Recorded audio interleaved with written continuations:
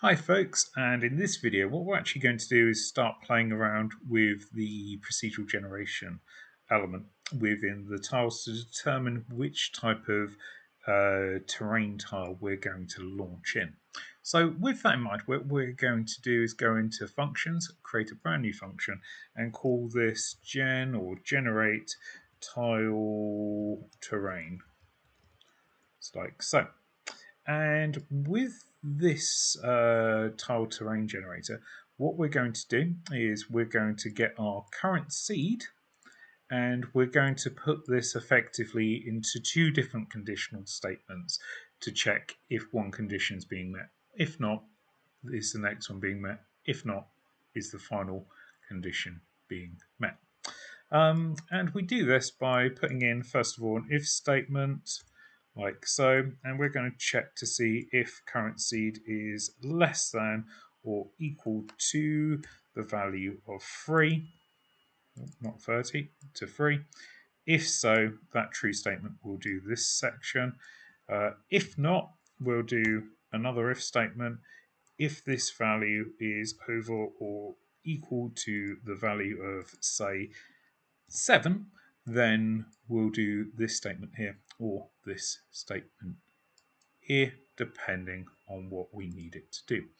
Now, what we're going to actually do is we're going to launch in the enumerate which we created in an earlier video.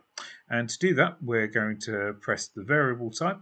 We're then going to type e underscore and then the name of the enumerate, if we can remember what that was, and that was A, B, C, D, E, F, G. We'll find it in a second. So much data to look from. Let's just have a look in the contents library. Right, so we go to content, we go to blueprint, it's E underscore terrain tile type. Right, so E underscore terrain tile type. There we go. That's the enumerate I needed. We'll call this terrain type, like so.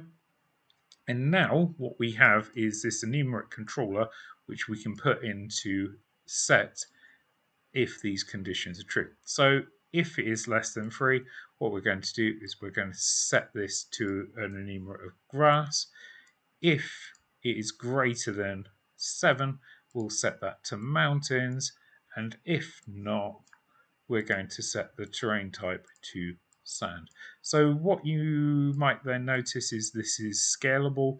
We could build this rule set up to work in multiple different ways to check through this code base to go, okay, we need this, this, this, or this, depending on what we want to do. So now we're going to put that working with the rest of our code to determine which one to do and when to do it. So if we go to our build tiles function, at the end of each of these build tiles, we're going to add that new function. So gen tile terrain and put that in just there. And we'll do exactly the same for this one.